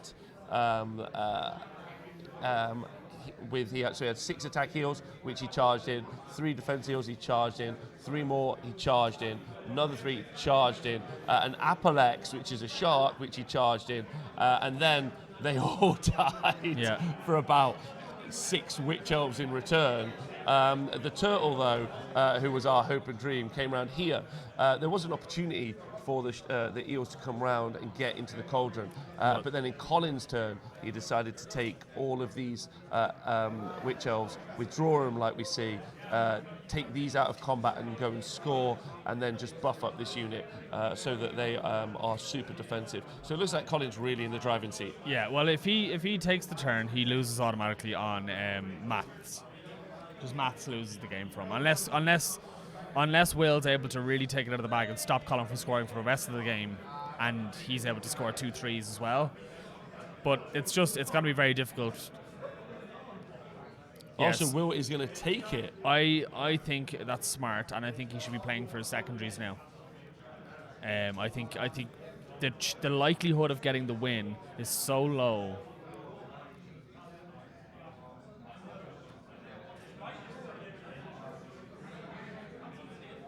Oh, you hate to see it. So the command ability from Will, so it's his turn, is spent all of them to make these 2 units of eels have an extra 4 attacks each. And Volturnos. And Voltronus is at the top, so times 4. What he really wanted to do, though, what the stream wanted to see, was Disco Turtle with +4 attacks on his Shark Bite, because he can potentially do 30 mortal wounds if he gets that off. Yeah. And he rolls 5 6s. Yeah, so I think he's going to just try and clear out some of the Witch Elves in the front and maybe go for his secondaries. Yes. It turns out also that Will has also stopped Colin from He's flying. managed to get his prayer off, and he's been able to stop Colin's flying. None of Colin's units actually fly, though, apart from his lustrous hair. Oh, he's got a canary. He has got his canary. He does. Yeah, actually. his canary. 15 canary that are going to come down. But Colin holds them up in the air until the objective basically goes over here. And that's his contingency. If they go over there, he drops canary. If they go over there, he drops canary. And then he's happy. Do you know what I mean? Colin doesn't have mobility issues. Not for another few years, anyway. Absolutely. And Colin looking pretty calm, realistically, about this. But winning or losing, Colin's a calm person. He is, absolutely. He doesn't let it. He just, as I said, he's unflappable. Yeah, he looks pretty calm and ready. Not too stressed. Yeah. And smiling away. By the way, one of my favourite people to play Warhammer against. Although he does always send me to hospital. Not in a bad way. He's my kryptonite. It's my Saturday game 3 kryptonite. The Yu-Gi-Oh to your Kaiba. Yeah. It's not that I can't beat him. I just can't play him and then get to Sunday. And not get mortally injured. But yeah, treasure to play against. Well, it's funny actually. Like me and him were playing a game, and to him, he thought I was winning, but I knew I wasn't because he was playing Daughters of Khaine, and I was like, yeah, there's no way I'm winning this. I need to do so much to be able to do. And he was calm as a cucumber. Even he was like saying to me, Mick, you've won. Why are you so stressed? And I was like, I haven't won. But the fact that he thought he'd lost, and he was so calm and so relaxed, it's like that's how people should be. Just it's a game. Yeah, chill out. Chill, relax. And he said that to me. He said, Mick, chill out. And I was like, yeah, all right, you got a point. Why am I sitting here sweating and growing grey hairs just to do better at a game? Yeah, so, he's really but he is. He's a model gamer. And also his son is currently in the Twitch chat, Donaldinho. His real life son is actually playing in the event. But his actual adopted son is in the Twitch chat right now. So we're in the shooting phase. We've seen movement, so he definitely has decided to go aggressive and hit in here. And the turtle is going to go in as well. I think he's just going to look to wipe out one unit. If he's going for the primary, I think it's a mistake because Colin still has 30 Witch Elves, and if he scores once more, that's the game to Colin. So I'm not too sure it's smart him going for the objective. I don't know what his secondaries are actually. You don't know what his secondaries are. We will find that out in a moment.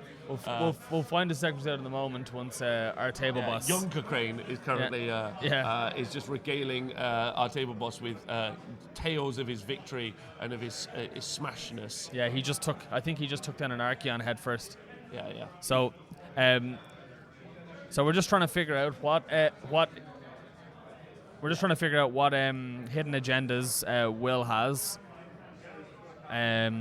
So we can see if that's what he's going for, or if he is just trying to still score as many primary objective points as possible. Yeah. We're hearing about the secondaries now. Oh, okay. Okay. So 3 units in his opponent's territory and to steal an objective off his opponent. So this is the stealing the objective off the opponent. Which is I suppose the smart play to get. So he is playing for his secondaries. Just FYI though, if he'd have taken those eels earlier on, moved round, he would have also. Here, he'd have done both. And he would have won the game. Well, maybe.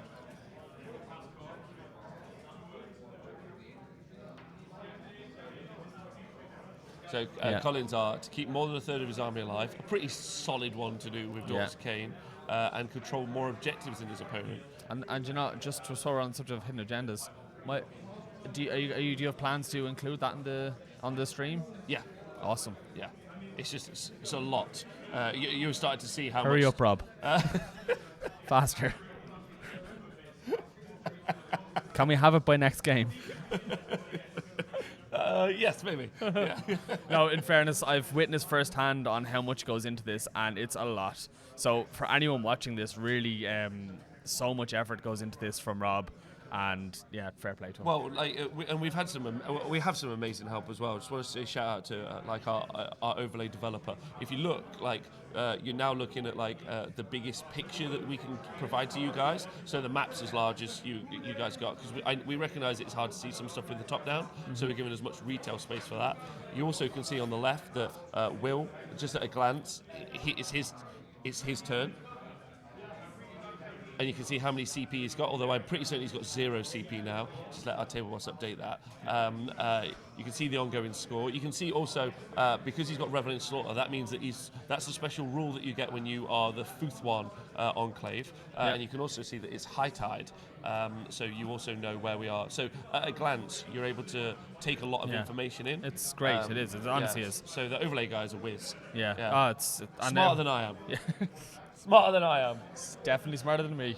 But no, the whole package is incredible. It's such a good, and it does make for very enjoyable entertainment, like TV when you're at home. As I said, when I was sitting there, it made it so much easier than just watching a game like a battle report and seeing people roll dice like what's going on. Yeah, I never understand that. So we are in the charge phase. Well, now the combat phase actually for Will. If you guys can see that.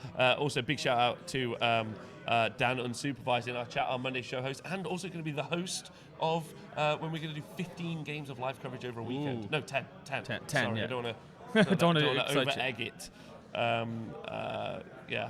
What's happened is there's Dan Unsupervised. You're going to be excited about this. The rarely seen but oft talked about turtle. That's right. Some fear him. Daughters of Khaine don't. No, they don't. They don't. But being used there as chummy style bait to bite off all of those witch elf heads, and it's charging that unit. This unit of witch elves here, surrounded and looking to kill them all to score a secondary objective. Yeah. And because he's fighting first, I think he's got a good chance of doing that. And they're not buffed up, so there's only about 12, 15 elves there, so they should die. There's a lot of attacks going into them, so I think Will's making the smart play by going for the secondaries and then saying, right, I've scrubbed my secondaries. If I can run away for the rest of the game and just keep in your deployment zone, then I've got 4 points. Yeah. I mean, but I think he's got 16 wounds with a 3-up save. Yeah. 16. It's tough to chew through. It would have been nice if they made it unrendable 3-up. Yes. Because he's not very offensive, and he is kind of defensive. Why not make him really defensive, you know? Agreed. Wow. So Voltronus on his own, and you do wonder if he should have not gone in earlier over here, has taken out 13 witch elves. Again, Voltronus, when he was here, could have come over with those attack heals and gone in. I'm not saying that... By the way, that's with...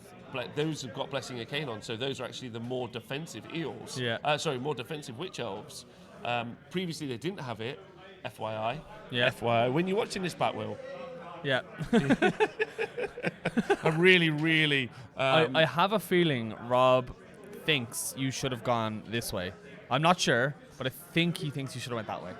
Do you not think it? If not to aim for the cauldron, at I least absolutely to take out that third. I absolutely agree. They definitely should have gone that way. He was... Deep Fried Johnny, thanks so much for subscribing. Deep Fried Johnny, are you a fan of fish? Is that why you got to use the name? Also, Moon Tyranid, hi, how you doing? And Blaze Be Mad, this is Mr. Mick Wendell of the HeroPhase podcast, and we are here at the Irish GT 2019, sponsored by the HeroPhase. That's me. My name's Mick. Yeah, that's it. It's great having you here. Thanks for being here. I love talking, so it's great. And our table boss is Nathan, doing a cracking job. Also part of the HeroPhase podcast. Yeah. And the event, one of the other event organisers, Mick. Dave the Chin. Just doing great work behind the scenes. Yeah, but Chin has he's responsible for making all of our packs, all of our lists, all of our pretty stuff. anything that requires any graphics on our side, the HeroPhase side, not the Honest Warhammer side, he is responsible for all our packs, for all the graphics that we do, and he is incredible for doing it. And he does it in his own time, and you know, it's one of those things where you don't have to bother someone, and he surprised me. Oh look, I've done this thing in my spare time, and it looks like 1,000,000 hours of work, and he's just like, holy crap. So I have utter respect for the two lads for being so much help getting all this ready. I always think that's a mark of a great group when they can't stop talking about how much they love each other, which is what Nathan was doing yesterday, telling him he loves everyone, only if they stick to his damned plans. He is the manager. Lofthammer, good morning. Right, so we're in the combat phase now. A lot of dice rolls being here. It's this unmovable blob versus this other. We will find out which units are activating one by one and go through the strike order as they take it. However, everyone just look, man. There's a turtle on the board and he's still alive. Yeah. And I don't think that the inclusion of the turtle has actually caused the army. So if you look at this and you think, oh, turtle's rubbish, and it is way too many points. Mm-hmm. Way too many points. But at the same time, I think that Will had the tools to enact a better plan. Whether or not it would have worked out, it could have enacted a better plan. And the turtle actually did a great job of just holding up this whole centre block here, which is kind of like the whole army. When we saw Luke play, it was all offense all the time with his eels in little waves. It was really clever and it was really interesting. But there's definitely, I would say, an hammer and anvil style army to be done from the Idoneth Deepkin army, and centered around this guy. Just don't play them again for another year until the general's handbook, so they can get a little bit cheaper. Yeah, and then. Yeah, nobody buy any turtles for the next 12 months. Unless anyone would like to get me 3 turtles, so I can use them as flesh eater quartz dragons. Turtlegeists. Turtlegeists, because it's an idea I've already come out. I did the math in my head and I went, no. It's not worth it. It's worth it, just not to me. Yeah. Well, I played Gristagor for a few games to see what all the hype was, because Dave Chin has a beautifully painted flesh eater quartz army, and if I. On that point quickly, he said it was his tabletop standard army. He has handwritten music sheets on every single base for tabletop standard. Wow! Like they're about the size of a fingernail, and he's got like 1 or 2 on all the schools, and he's got like sheets of them on all of his characters, and loads of them on his Terrorgeists. He's even got an old Strigoi vampire flinging sheets of music above his head. That's awesome. Do you know what I mean? He's got the dynamic kind of from the table to in the sky, sheets connected all together, and that's his tabletop standard army. And I digress. I played that, and you know what? They are a very point-and-click army, but I wasn't really interested in going in and it's all or nothing, and the game ends in 2 or 3 turns. I like that kind of nitty-gritty, even if it's a worse army, or if it's if people don't really like the fact that the way the change hosts play or something like that. I wasn't really a fan of how they played, so Turtlegeists, unfortunately, are out for me. Oh, it's a shame. Yeah, they would be really good, but unfortunately they're not. Right, so the turtle is still in. We're going to wait. Our team boss is going to let us know what's actually striking. So it looks, well, we know at least we know all of the Deepkin are striking because it's high tide. Exactly. Oh, good point.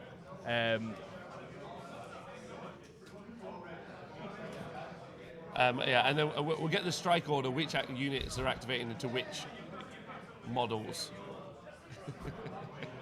Which one is that?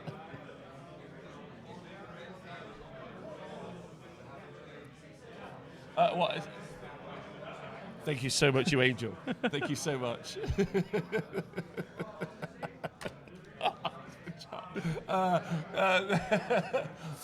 Biscuit Wars. It's this unit of defense heals, but they've got, don't forget, 4 attacks stacked on top of them. This is true. Each. So they do have 7 attacks, I think, each.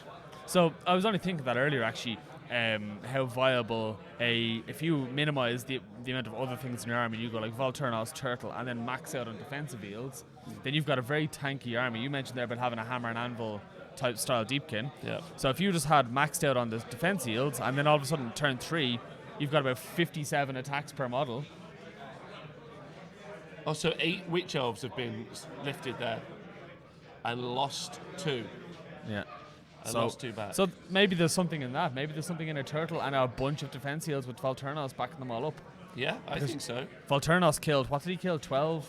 Yeah, he did sisters really, himself? really well. 13. Volturnos killed 13 sisters himself with his buff up.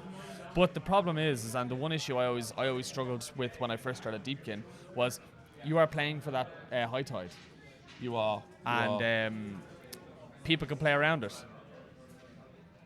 And also the issue is right now they can elect to put all of their force in one place. Whereas if you're playing Total Conquest, so there are 8 objectives here, like it's quite hard to concentrate that unless you kind of like wave it like all the way through. Yeah. But like, as much as I love that surfer analogy, I actually don't mechanically see that working particularly well on the tabletop. So sometimes it's hard to put all of that power. Sometimes you can put all that power into one place, and sometimes you can't.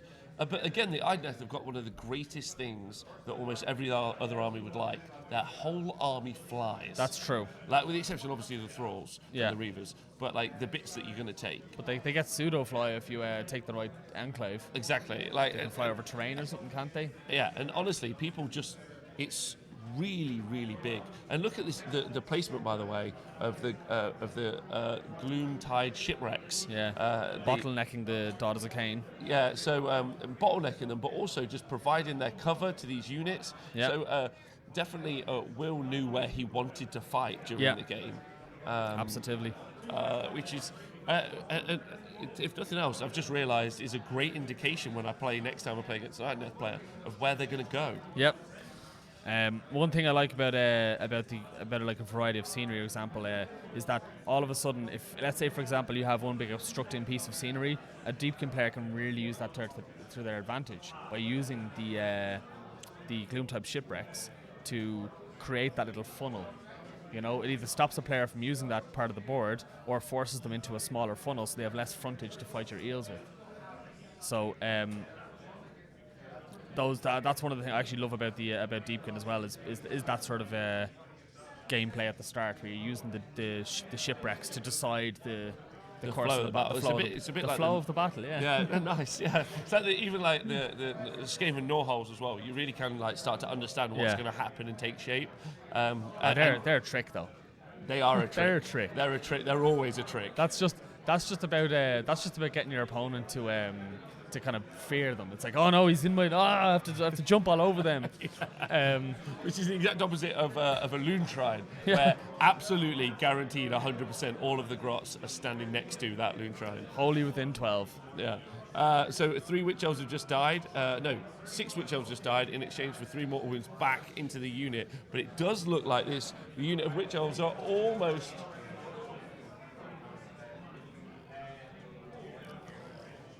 Almost dead. So there's a solo defense heal. His school of mates. Yep. Dead. I like that. Subtle. Looks like Colin's the one giving the schooling out to Will. Yeah. But in fairness, now we have 2 turns of +4 attack heals. We have Will's turn and Colin's turn. Yes, we do. So. That is the case, isn't it? And they are whittling down, and also Voltronus. But I think Colin's going to be smart and just move away out of combat. Yeah, because he's just got to score. If he scores now, it's actually impossible, I think, mathematically for Will to catch up. Yeah, exactly. Because you score 3 points at the end of each turn as opposed to 1 at the beginning of every turn. So it's just been. I don't know why he didn't commit earlier with the extra attack. You can't do it until turn 3. So yeah, exactly. You can't do it till turn 3, and it's until your next hero phase. Yeah, so he has it for the 2 turns. Yeah. And if actually, do you know I've never read this command ability before? What, from Voltronus? Yeah, it's really good. Because I haven't used a king as a general yet. So you can use this command ability if Voltronus is your general. And the hideout. So if you do so, you can pick 3, add 1 to the task characteristic of blue weapons used by those units to the next hero phase. So you can potentially get 3 turns of extra attacks. Because if Colin gets the double, Will maintains those extra attacks. Well, so yeah, absolutely, and he's got himself out of combat though with those extra attacks because the last of those witch elves, exactly what he wanted, has happened. But now he's gonna go kill a hag. And now Come on, turtle! A turtle is going to go and kill a hag. There he is, piling in.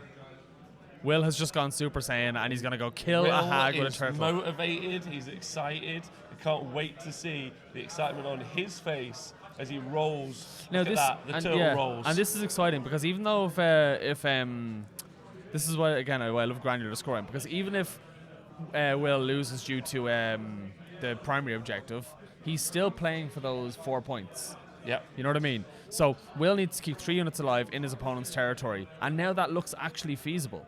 Because he's got those locked up over on the side there, and Volturnos doing a lot of damage. He's got defense shields, which are going to be hard to get through, with lots of attacks. And the turtle giving everything +1 to the save. Oh, it's going to happen. I'm feeling it. So, yeah, big shout out to everyone in the chat, by the way, who's just joined us. Hook and Pin and Tomb King Tristan, some of our channel mods. Great to see you here. How you doing?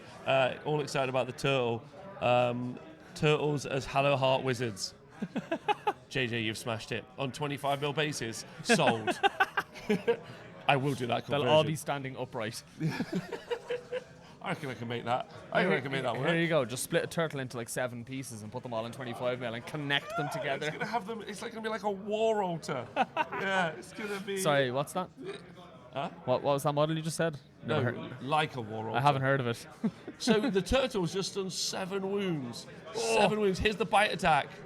Oh, he wounds on a 2. He's Come on. wounded. There we go. That's whether or not he saves it. D6 damage from the old 3 damage. So then he's got his 5 up Now, saves. does that mean he ignored the? No, that was against the witch, not the cut. Okay. Okay, so yeah, the bite attack has gone into the cauldron, and then everything else has gone into the hag. And I really hope this hag dies. I really hope the hag dies, but I don't think the hag has died. I think all the attacks are gone.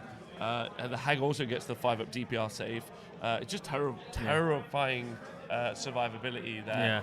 Yeah. And really tough to fight against. Yeah, like I always said that Hagnar, instead of the +1 to their blessing, they should have maybe reroll ones to their blessing innately.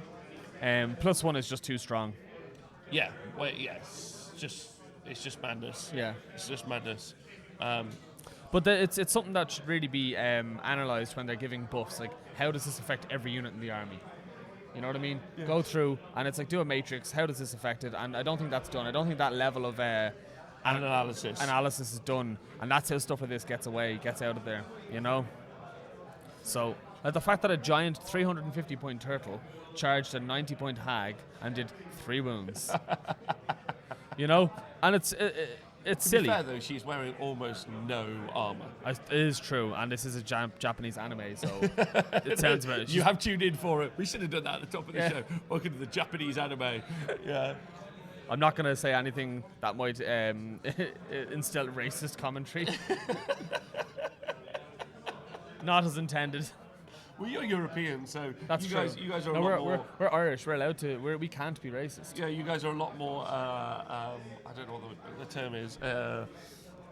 Slow. I guess that was what you remember. At one point in history, we were the lowest rung on the ladder in terms of social status. But now, top of the ladder when it comes to running Age of Sigmar events and doing really well. We're pretty impressive now. Yeah, pretty impressive. We are an absolute delight. Yeah, it's so true. Right, okay, so we're just waiting. Colin's going to strike back now. He's got to strike back with all of his units because all of the Idoneth Deepkin army went. And do you know what? We were criticising Will, but he's gone through that army. Yeah.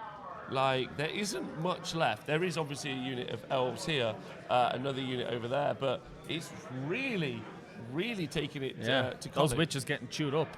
Chewed all the way up. So, but the problem is 10 witch elves on average is 377 wounds, so... Yes. Carry the one, or sorry, rounding up, Yeah, for the roughly, decimals. yeah. With the Hagnar buff and the Blessed of Khaine, actually 30 Witch Elves is the equivalent to every model you've ever bought as wounds. Yes. And the rest. And your friends. Yeah. Yeah, it's just so much. It's crazy. How are you guys all doing in the Twitch chat? We're just waiting for these combats to resolve. There's a lot of dice rolling happen. Yeah. I'd say really happy about both the Uruk Warclans and the Cities of Sigmar, but where they're just giving pluses to hit and minuses, pluses to hit and wound and minuses to hit and wound as opposed to rerolls. Yeah. I think we're going to see a nice cleaning up at least of the game when it comes to rerolls, which I'm super for. Yeah, there's too many rerolls. Yeah. It's like it's one of the things that I never liked about 40k was that command point reroll. You know that real once in a blue moon chance you get that like one in a 1,000 opportunity you get. Oh, that wound finally went through. That's a dead guy. So I'm gonna command point reroll that. Yeah. It's like thanks for that epic, boring. Did so well there, stopping you. Proud of you. Really proud of you. Oh, the Avatar of Khaine has just smoked the turtle. Where once our dreams and hopes existed, there is now nothing but calamari. Yeah. There is just some sweet-ass sushi. Yes. Seafood chowder available. Only thanks to Colin. Yeah, look at that. This right here, they're cooking up that's the seafood chowder. If that's what my seafood chowder looks like, I don't want it. Well, that's just some tomato sauce added in. The Avatar of Khaine on top, by the way, in one shot smote a model that had 14 wounds left with a 3-up save. Yeah. Like it is really, really tanky. But the Cauldron. It's tanky in the sense that it has a good standard save and it has a high number of wounds. But as I said before, like it's one of those things that it does suffer from rend, it suffers from mortal wounds, and there's such a prevalence of both of those in the scene at the moment. So when they're making Feck Dragons doing 6 mortal wounds and loads of rend, Slaanesh the same, why not make the turtle a little bit immune to either rend or mortal wounds? It definitely was from an older generation of the book. And as we're seeing in this turn, at one point the feared High Tide, where an entire army strikes before your army, and the always strikes first, was one of the earliest examples that we've seen of it being army-wide. The oldest example we've ever had was, and apologies for showing my Age of Sigmar credentials here, but the Forest Dragon, which once was, allowed you to make units strike last. Very, very old school choice. I think available actually still in the not even the general site. Is it no, sorry. legended? I thought you were going to say available on the site, but no, it's you can't buy it anymore. So I don't think you can use it anymore. But it's I think it might. No, it doesn't. No.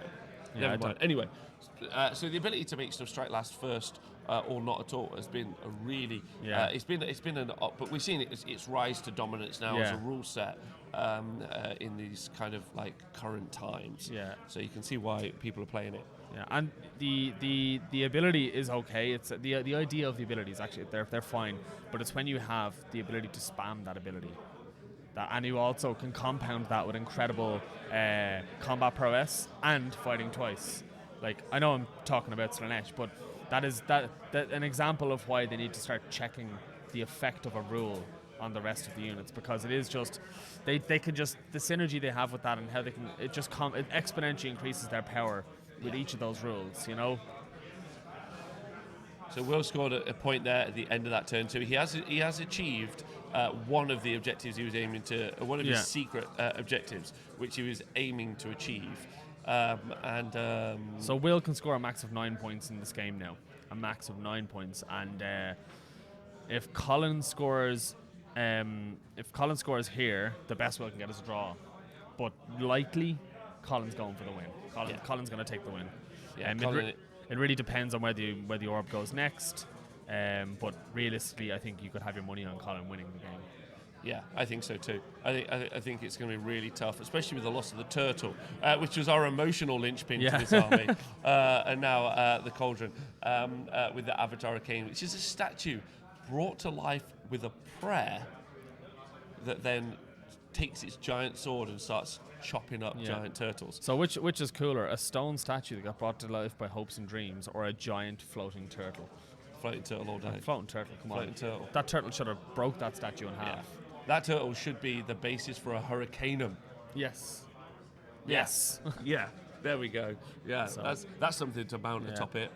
Or a Luminarch. Just laser beam on top. Do you know what? If anyone isn't using turtles for their monster conversions, I don't want to hear about it. So the Blessing of Khaine has been failed. Ooh. And it's taking no a mortal reroll. wound. Because you do, on a roll of a 1, every Daughters of Khaine player will make sure that they fastidiously tell you, actually, if I roll a 1, I take a mortal wound, which they then can ignore on a 5+. Yes. But they will tell you that it's laden with danger. Yeah, the worst. Laden. That one should be a D6 mortal wounds that are unsavable and multiply by 2 if you're a witch. Or a hag. Yeah, any of those two, absolutely. Hey, Peter, how you doing? So there's an hour left of the round, 3-hour rounds here at the event, which is honestly really had a nice pace to it. Yeah. Like players haven't felt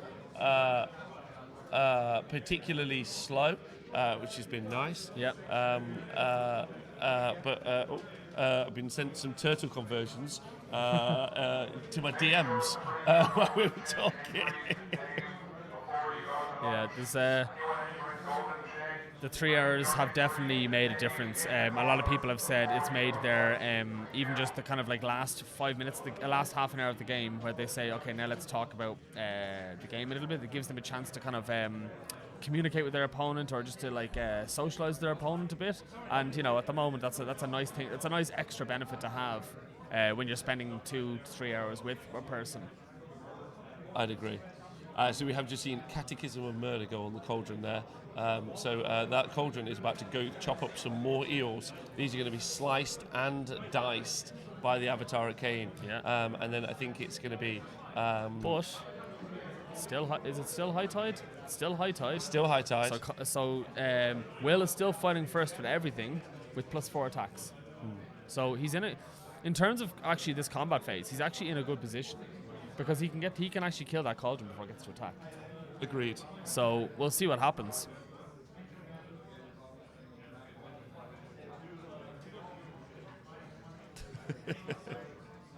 Smorgan is absolutely right. This is going to be yeet.com/yeet. All of these. Yeah. And Witch elves are going to... high tide, so there's potential to come back, but I think based on the I'm so sorry. Based on the objectives, it's impossible now. All Colin has to do is take this objective back off of... but not as easy as it might look, though. No, but he's going to be piling an attack in the hero phase, right? Oh, of course. That's yeah. what we're seeing before we see the movement. That's what we're Always seeing forget first. about that. Yeah. Yeah. So the other Hook and Pin said megaphone. Yes, we have megaphones for our announcements, because we weren't allowed to have a PA system. Well, interestingly, I heard in Ireland when they invented the telephone. And now, get me right if I'm right on the history. You guys actually eschewed the idea of that because you guys all live so close, shouting across the villages and whatnot, and hovels, that you would just shout, and then you decided instead of getting telephones, you'd all just get megaphones, and just so the hills of Ireland are just alive with people just screaming into megaphones at each other. Is that correct? Well, I have no idea, but it sounds about right. It sounds very, very into us, very us.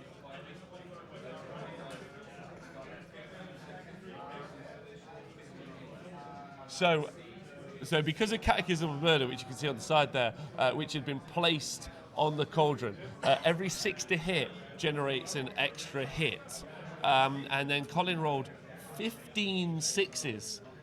15. I'm not sure that's... I think out of... 30. Out of 30? I wonder what dice he's got.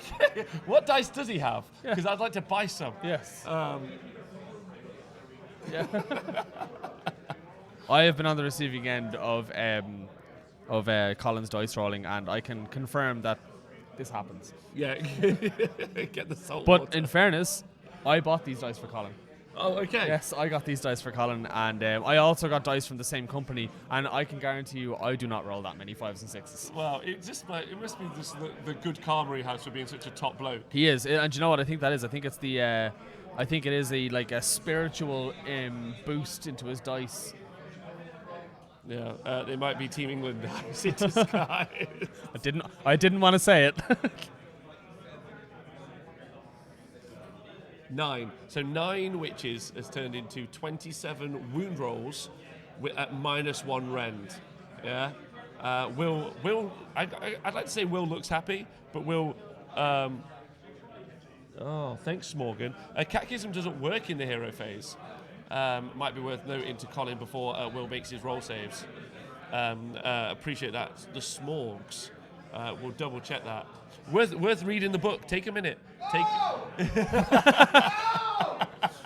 I'm gonna get a TO to that to confirm because I didn't know about that. Yeah, but that's a good shout there. Colin getting the book. Will looking ready. Look at that. He's like calling it out. Yeah, Colin fine with it. It's not a stress because we'll just re-roll it all. Yeah, it's quite good actually that we have this where people to check us on the sometimes because the thing is we are only human and there's a lot of information and we can miss things.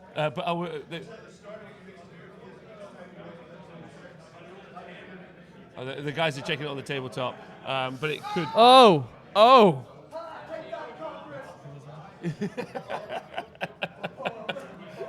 Yeah, good call, Smorgan. Definitely. Yeah. Defense. Yeah, good call, Smorgan. Yeah, you're an absolute gent. Or gent. Also, can I just talk about just like the quality of Colin there? Yeah. Like, he's just like, I got it wrong. Cool, we'll re-roll it. Yeah. I think that's really important. Yeah, right? it is. It is to understand that. Yeah, and you know what? It's a good quality in a player to say I don't want to win by a false rule or something that I've done wrong, so I'll just redo it and do it properly. You know what I mean? And I'm very much. Although that was a great roll, though. Yeah, it was. That was a great roll to be negated. He's gonna be. And it's another thing. It's about taking responsibility for your own rules, isn't it? You know. Yeah. So. Yeah.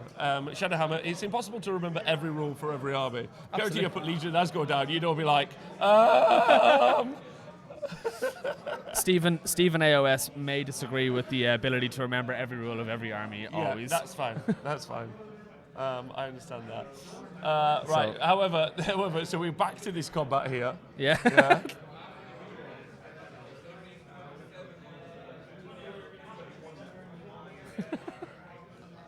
So instead of being 21.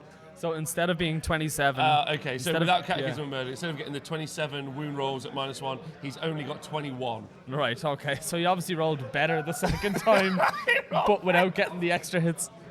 Alternate. Will genuinely heartbroken. I love the passion. I would like to see Will against. We saw him last night play with also with Idoneth, Archie. Yeah, Will and Archie. Those two play Warhammer. Most exciting game ever. Yeah.